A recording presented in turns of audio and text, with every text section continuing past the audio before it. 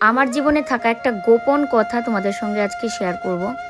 এই বাড়িতে যখন আমি প্রথম বউ হয়ে আসি, মানে বৌভাতের দিন, আমার গায়ে আমার বর কিন্তু হাত তুলেছিল এবং সেটা আমার শাশুড়ি মা থেকে শুরু করে পাড়ার অনেকেই শিখিয়ে দিয়েছিল যে গায়ে হাত তোলার জন্য, এবং লাঠি দিয়ে কিন্তু গায়ে হাতও তুলেছিল। পুরো ব্যাপারটা তোমাদেরকে আমি খুলে বলছি। তো চলো আগে তোমাদেরকে বলে নিই। এত বৃষ্টি হয়েছে কালকে রাতের থেকে আজকে সকাল পর্যন্ত, টানা বৃষ্টি। আর এত বৃষ্টির কারণে আমাদের রাস্তার মধ্যে দেখো জল জমে আছে।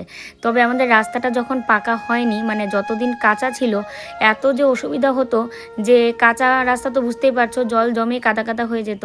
আর ও ঘুম থেকে উঠেই চলে গেছিলো বাজার। এই দেখো ছাতা নিয়ে মিকিকে দেখাচ্ছিল, মিকি যে দৌড়ে আসে, কাদার মধ্যে দৌড়ে যাবে। বাজার থেকে কি কি নিয়ে আসলো দেখো। নিয়ে এসছে গোবিন্দভোগ চাল, মুগ ডাল, পেঁয়াজ, তারপরে টমেটো, আর হচ্ছে 4টা কন্টেনার। তো কন্টেনারের এত অভাব, সব কিছু আগে আমার ইঁদুরে কেটে নিয়েছে। আর নতুন করে আর কিছু কেনাই হয় না, ওই প্লাস্টিক থেকে নিয়ে নিয়ে চিনি রান্না মানে চা করতে হতো।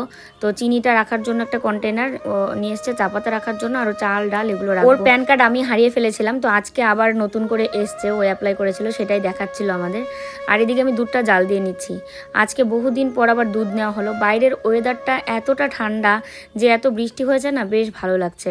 আর মা এদিকে কেটে দিচ্ছে চাল কুমড়া রান্না করব, ভাজা করব আর কি। তার সাথে আলু, বেগুন এগুলো দিয়ে করব হচ্ছে ইলিশ মাছের তরকারি। তো প্রথমে তো কালো জিরা ফোড়নে দিয়েছিলাম, তারপরে টমেটো, কাঁচা লঙ্কা, আলু বেগুন দিয়ে দিলাম, সামান্য একটু জিরের গুঁড়ো দিয়েছি। আর কোনো মশলা দেবো না, আদা বাটা তো একদমই চলে না ইলিশের তরকারিতে। তো এই যে মাছগুলোও দিয়ে দিচ্ছি। তরকারিটা জাস্ট ফাটাফাটি হয়েছিল, আর কালারটাও কিন্তু দারুণ এসেছে। তো এই যে দেখো ফাইনাল লুক তরকারির কেমন হয়েছে অবশ্যই কমেন্টে জানাবে। আর প্রথমে যে তোমাদেরকে বলছিলাম যে বৌভাতের দিন গায়ে হাত তুলেছিল, এইটা নাকি বিয়ের নিয়ম, জানো তো? আমি অবাক হয়ে গেছিলাম সেদিন।